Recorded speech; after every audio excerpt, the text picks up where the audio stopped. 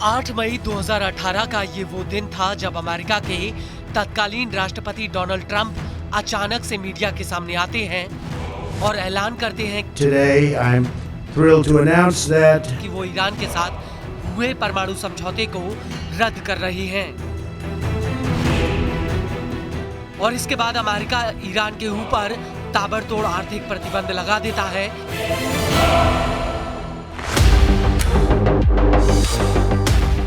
दरअसल उस वक्त ट्रंप ने आरोप लगाया था कि ईरान चोरी छिपे अपना यूरेनियम संवर्धन बढ़ाने में लगा हुआ है और वो ऐसा इसलिए कर रहा है ताकि वो परमाणु हथियार बना सके।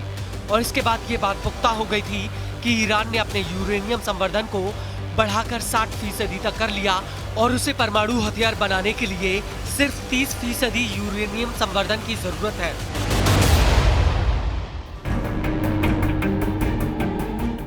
हालांकि मिडिल ईस्ट में सऊदी अरब, इजराइल और अमेरिका कभी नहीं चाहते कि ईरान परमाणु हथियार हासिल करे, लेकिन अब ऐसा लगता है जो खेल इजराइल ने ईरान के खिलाफ शुरू किया था, अब ईरान उसी खेल में इजराइल को मात दे रहा है। दरअसल इजराइल की खुफिया एजेंसी मोसाद को पूरी दुनिया में इस बात के लिए जाना जाता है कि वो कितनी खतरनाक है, लेकिन ईरान की खुफिया एजेंसी अब मोसाद से एक कदम आगे निकल चुकी है और अब इसी कड़ी में ईरान ने मोसाद की नाक के नीचे इजराइल में एक बहुत बड़ा कांड कर दिया है, जिसे देखकर ऐसा लगता है कि अब ईरान जल्द ही अपना परमाणु हथियार बना लेगा।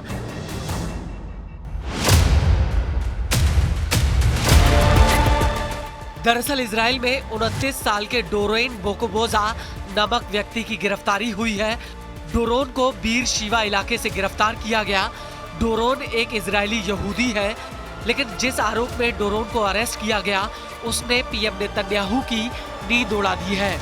दरअसल डोरोन पेशे से एक टेक्नीशियन है।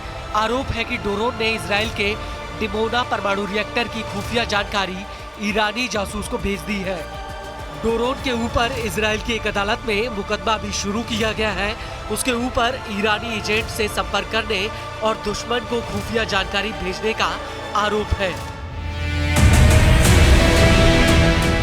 पिछले महीने डोरोन को अरेस्ट किया गया था। इजरायली पुलिस की सीरियस क्राइम यूनिट और शिन बेत ने उसे अरेस्ट किया था और जांच में पता चला है कि डोरोन पिछले कई महीनों से ईरानी एजेंट के संपर्क में था और ईरानी हैंडलर के कहने पर वो सुरक्षा संबंधित मिशन को अंजाम दे रहा था। इस मिशन के तहत उसने इजराइल की कई संवेदनशील जगहों की तस्वीरें और जानकारी ईरान को भेजी है। वो टेलीग्राम के जरिए ईरानी हैंडलर के संपर्क में था।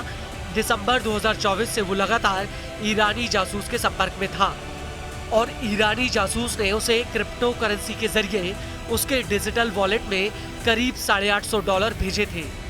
इसके अलावा डोरोन ने ईरानी हैंडलर से ये झूठ बोला था कि वो एक क्लासिफाइड फैसिलिटी में एक इलेक्ट्रॉनिक इंजीनियर है। इसके बाद उसने ईरानी हैंडलर को डिमोना परमाणु रिसर्च सेंटर का एक विकिपीडिया स्क्रीनशॉट भी भेजा था और इसके बाद ईरानी एजेंट ने उसे और ज्यादा मोटी रकम ऑफर की थी और इसके साथ ही डोरोन ने ईरानी हैंडलर को एक कम्युनिकेशन कैबिनेट का एक फोटो भी भेजा था और दावा किया था कि ये एक हैवी वाटर का एक अहम हिस्सा है।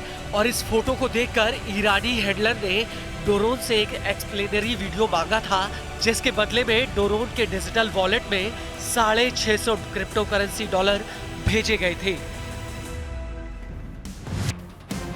हालांकि जब डोरोन को यह पता चला कि ईरान के लिए जासूसी करने पर आईडीएफ के 2 रिजर्विस्ट पकड़े गए हैं, तो उसने ईरानी जासूस के साथ जितनी भी चैट की थी वो उसने डिलीट कर दी और उसे ब्लॉक कर दिया। लेकिन कुछ दिनों बाद ही उसने फिर से ईरानी एजेंट से संपर्क किया और उसे ब्लॉक करने को लेकर माफी भी मांगी।